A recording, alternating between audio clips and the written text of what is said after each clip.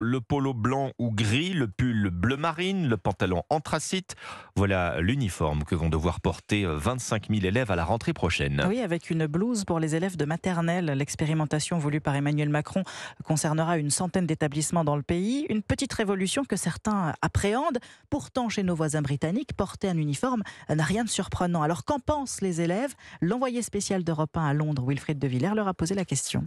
C'est l'heure du déjeuner pour ces lycéens. À la sortie de leur établissement réservé aux garçons, seul leur manteau les différencie, car pour tous, c'est la même panoplie.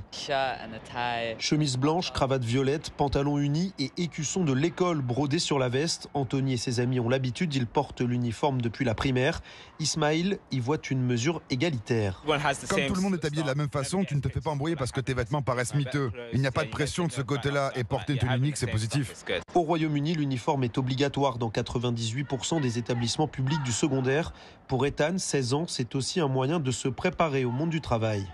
C'est un premier pas dans le milieu de l'entreprise, ça dépend de ce que vous voulez faire après. Moi j'aimerais être banquier, je dois m'habituer à porter des vêtements classiques. Une fois chez lui, l'adolescent délaisse tout de même l'uniforme pour un jean et une paire de baskets. Redouane, lui, aimerait bien s'en passer, tout simplement. Je pense qu'on mérite la liberté de choisir ce qu'on veut porter. L'école limite ça. Les étudiants devraient avoir le droit de s'exprimer avec un style ou un autre. Le kit complet de costumes pour une année coûte entre 200 et 250 euros. Londres, Wilfried de Villers, Europe 1.